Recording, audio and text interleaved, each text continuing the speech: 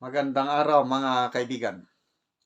Pag-usapan natin ngayon ang pagmamalabis ng mga kapulisan natin yung nag-raid sa KOJC compounds at ang hinahandang legal restback ng kampo ni Pastor Kibuloy na medyo kawawa itong ating mga kapulisan sa legal na aksyon na gagawin ng kampo ni Pastor Kibuloy. Okay.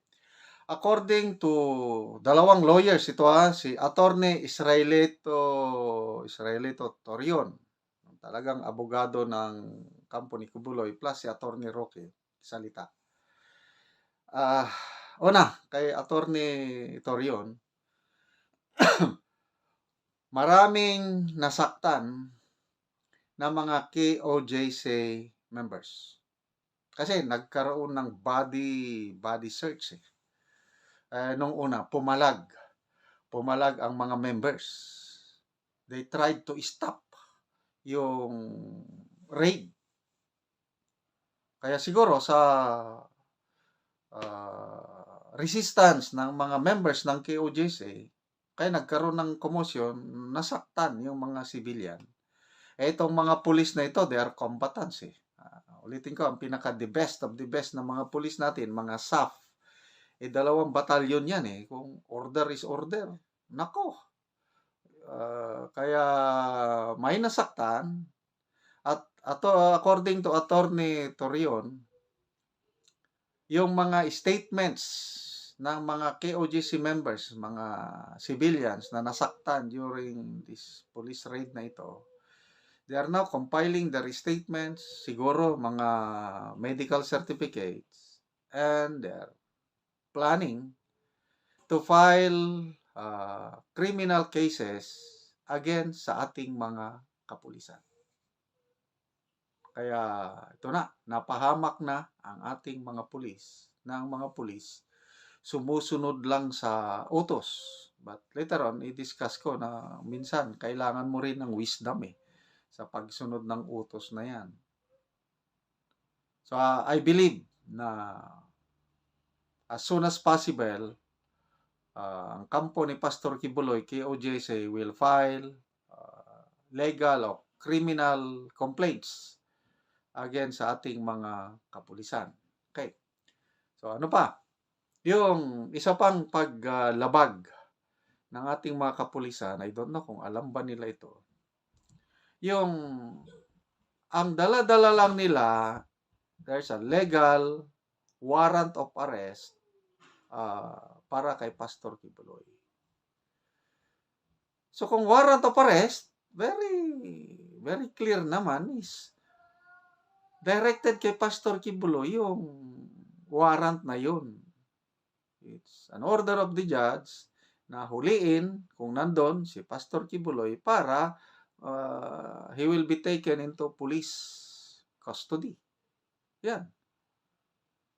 Kailangan nangyari sa pag-serve ng legal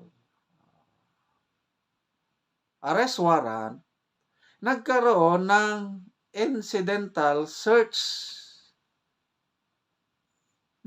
Sinearch nila yung tatlong compound sa Davao City, sa sa Samal Island, sa Sarangani, pati mga eskwelahan yung eskwelahan ng kampo ni Pastor Kibuloy. Sinearch nila ang mga dormitories. Ang tanong, may dala ba ang mga kapulisan natin na search warrant? Yun, inamin ng kapulisan, wala.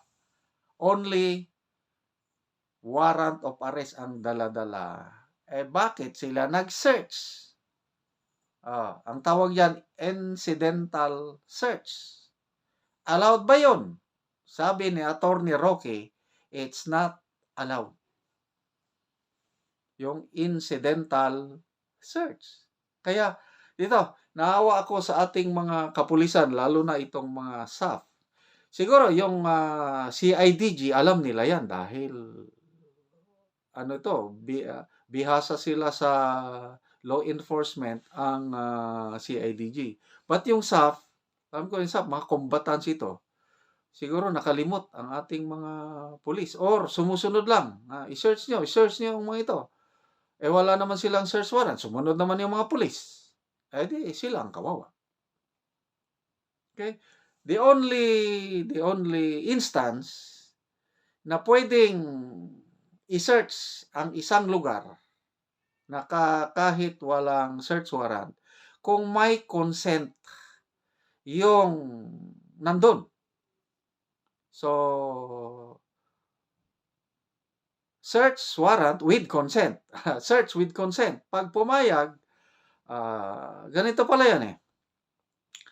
Warrant of arrest lang yung dala-dala. Wala yung tao na yun. So, ang police, tapos yung search pala, yung ganon is plain view. Kung ano lang ang nakita, yun lang. Kung wala doon, wala. Hindi sila pwedeng mag-open ng mga aparador o mga maleta. Dapat hihingi ng permiso yung police. Can we open this one? Mag-search na. Pag pumayag ang may-ari ng bahay, that's the only time na pwede silang mag-search. Kaya lang, mga civilians, alamin nyo ang inyong karapatan, alam nyo ang batas, hindi kayo obligado na mag-give in sa request ng law enforcement. Pwede nyo you say no. No. Plain sight lang kayo. Kasi, warrant of arrest lang. Hindi nila naabutan doon si Pastor Kibuloy. Dapat wala na. Ganon ang batas. Sinobrahan ng mga pulis. Nag-search na kung saan-saan sila nag-search na. Hindi naman, wala naman silang authority na mag-search. Dapat, ang search is manggagaling lang sa utos ng judge. Wala. Inaamin ng pulis na wala silang dala-dalang search warrant. Kaya lang nag-search pa rin. Kaya ito na, maraming pwedeng ikaso ng kampo ni Pastor Kibuloy sa ating mga pulis. So, yun na, yung physical injuries. Sana yan. Tapos ito, yung illegal search. Isa na yan. I don't know yung iba pa. So, bahala na yung abogado ng kampo ni Pastor Kibuloy. And I believe gagawin nila yan. At ito, naawa ako sa mga pulis. Okay, ang experience ko yan, kailangan ng wisdom din sa mga law enforcement. Marami kaming sundalo na nakasuhan. Ang problema namin sa AFP, yung squatters. Maraming mga squatters sa mga AFP camps. So, may utos sa palayasin ang mga squatters. Nako, mga sundalo nung una, talagang very passionate. Palayas. Nako, ang mga squatters, kinasuhan ang mga sundalo namin. So, kawawang mga sundalo na humarap sa piskalya, later on sa korte. Ako rin, naranasan ko yan. May request ang DNR na tutulong kami sa anti-illegal logging campaign ng gobyerno. Tumulong naman kami. Nanghuli kami ng mga illegal loggers. Nako, ako, naranasan ko ito. Kinasuhan ako ng mga illegal loggers sa korte. At hinarap ko yun. Mabuti na lang at dalawa kaming kinasuhan. Pati yung aking commanding general, division commander. Dahil kasama ko yung general na nakasuhan. So yung general, dahil general siya, inutusan niya ang aming judge advocate na i-represent, harapin yung kaso hanggang na-dismiss yung kaso. Kung ako lang ang kinasuhan, wala akong authority na utusan ang army lawyer, kawawa ako. So, yun po ang mga dilema ng ating mga law enforcement na sunod lang ng sunod ng utos. Hindi nila naiisip na sila ang mapapahamak.